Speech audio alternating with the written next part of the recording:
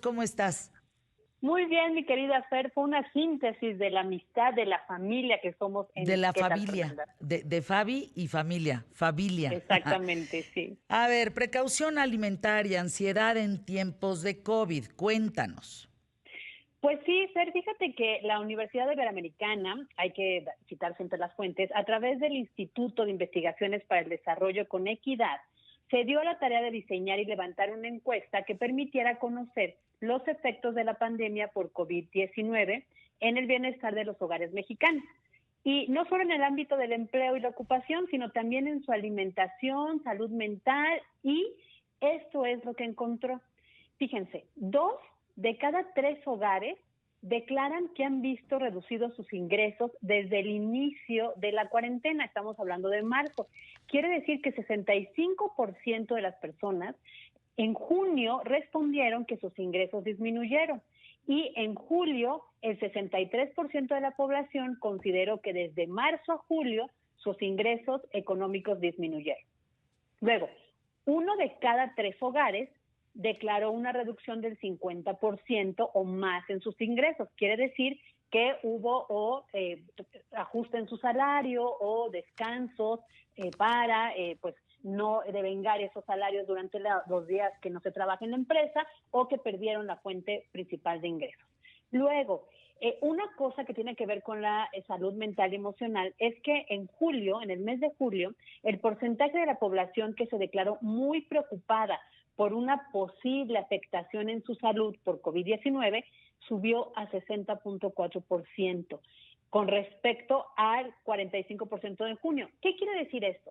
Que estamos muy preocupados por contagiarnos, por enfermarnos. Pero qué curioso que estos porcentajes se incrementaron en los meses de junio y julio y no cuando supuestamente íbamos a estar en los picos de la pandemia, que era, ¿se acuerdan? Abril, mayo, que nunca llegaron esos picos. ¿Por qué en junio y julio las personas se empezaron a preocupar? Por el nivel de contagios, por el número de muertos, porque empezaron a creer, porque lamentablemente no hicieron caso a las recomendaciones del principio y salían, no guardaban la distancia ni las precauciones y empezaron a ver parientes, familiares, vecinos o gente cercana, amistades, que enfermaban o morían. Qué tristeza, Fer, que todavía el ser humano en general nos sigamos pues basando al 100% en la experiencia, es decir, no atendemos las recomendaciones de lo que nos dicen, de lo que nos sugieren, sino hasta vivirlo en carne propia. Sé que es naturaleza humana, pero fíjate, hasta que no experimentas a alguien cercano contagiado o que falleció, no crees en la enfermedad. Y esto también lo revela la encuesta que se llama En COVID-19, ¿no? Luego, entre junio y julio, el número de personas desempleadas, descansadas, sin goce de sueldo o que no podían salir a buscar una fuente de ingresos por la contingencia, pasó de 5.5 millones de personas. Estábamos en 4 millones de personas y ahora son 5 millones de personas las que no pueden tener una fuente de ingresos. Luego, hay una recuperación, hay que decir que sí, ha disminuido el desempleo o la forma de obtener ingresos, pero la manera en cómo la gente ha solventado esta falta de recursos es a través del comercio informal y la desocupación se redujo gracias a la informalidad, es decir, a que la gente empezó a buscar sus formas de llegarse a ingresos vendiendo todo tipo de cosas, desde todos los productos básicos sanitarios hasta comida para llevar, comida casera, todos los insumos que necesitamos para sobrevivir en esta cuarentena. Este es un buen punto para la sociedad. Como dices, Fer, siempre buscamos, la familia es un aliciento para esto.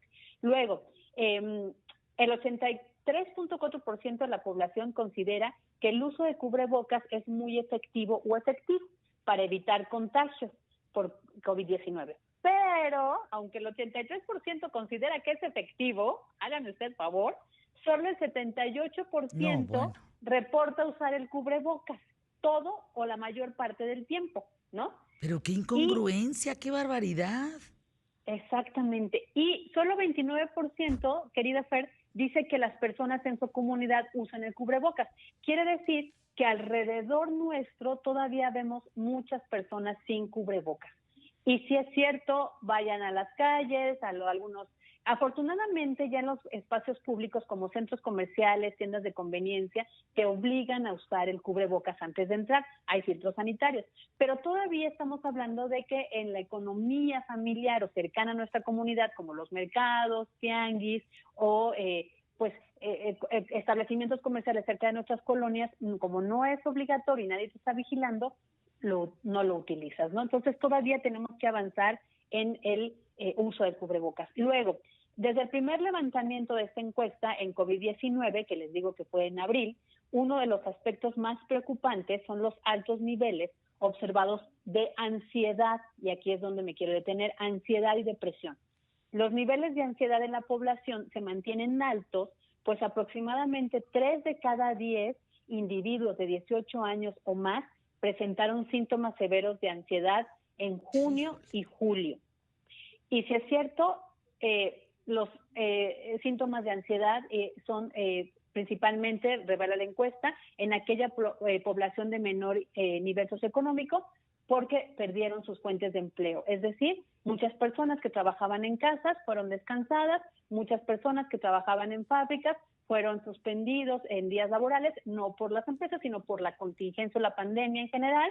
Muchos establecimientos comerciales cerraron, entonces disminuyó el ingreso y esto provocó ansiedad, angustia en las casas. ¿Qué efectos colaterales trae esto? Pues lo que hemos visto, pleitos, violencia intrafamiliar, mucho estrés, desesperación y también endeudamiento, muchas deudas. Y aquí viene otro problema que se desencadena, que es las deudas bancarias. Apenas hemos visto la información de los bancos, están muy preocupados porque la cartera vencida de los bancos creció. Y ahorita hay una preocupación real en la morosidad. ¿Se acuerdan que al principio se dieron un plazo de 3 meses para que tú pudieras diferir tus deudas y pagarlas a partir de julio? Pues terminamos julio, la situación todavía no mejora, al contrario, en algunos estados del país estamos en semáforo rojo, en algunos en naranja, pero con municipios o alcaldías en rojo, es decir, que no todo está equitativamente para fomentar la economía, y hay muchas deudas y no es posible pagarlas.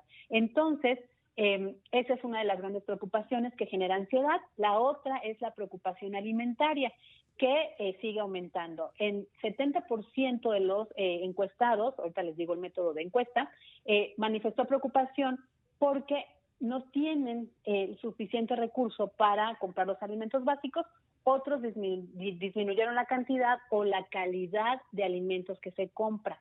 Y también esto es muy preocupante porque solo 30% de la población de México puede tener una solvencia para garantizar llevar los alimentos a la mesa de tu casa, pero el 70% se las está viendo muy, muy difícil. Y esto explica también por qué incrementó el comercio informal, es decir, la gente empezó a vender desde lo que sea. Platicábamos la vez pasada, alitas, hamburguesas, ya cochinita, paella, ahora chiles en nogada, planes, pues de todo, y vamos a tener que hacer algo porque vamos a tener que intercambiar esto. Ahora, en COVID, ojo, también está apoyada por organismos como UNICEF, la Atención Ciudadana Frente a la Pobreza, la propia Universidad Iberoamericana, y se incluyó a 1.674 entrevistas en junio y 1.584 en julio.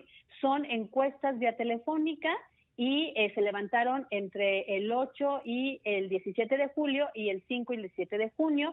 Fue vía telefónica con una selección aleatoria y con el respaldo del Ibero. Esta es una muestra representativa de las condiciones que hay en el país, mi querida Fer.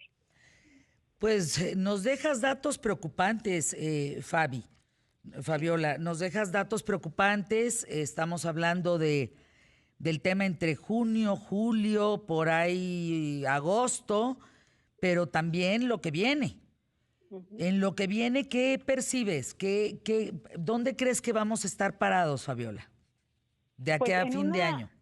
En un gran panorama de estrés, yo creo que hay que trabajar mucho en la parte socioemocional, porque a las familias ahora no solo se le va a agregar la presión económica que desde marzo la estamos viviendo.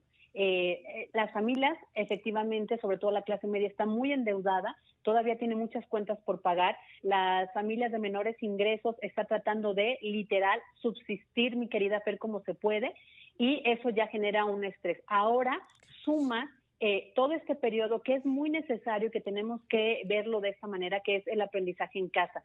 No importa el método que sea, televisión, radio, en línea, por fotocopias. Es decir, generará una presión más en las familias porque es una realidad.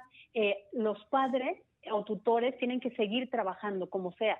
También en línea, también saliendo y exponiéndose, como en algunas cosas hay ya semáforo naranja, y hay actividades esenciales que ya puedes realizar, tienes que salir porque tienes que llevar el sustento a tu casa. Entonces, hay un panorama en donde yo los invito a que, pues, se oye muy fácil, aunque es prioritario trabajar en nuestra salud emocional, porque si no nos preparamos para esta transformación, vamos a estar estresados, violentados, descargando el coraje con las personas que están ahorita en casa. Y no podemos cambiar lo que ahorita no está en nuestras manos, como resolver el tema de la escuela o resolver las deudas económicas. Entonces, está bien difícil el panorama, Fer, Gracias, y de aquí Fabiola. a diciembre, porque se cumplen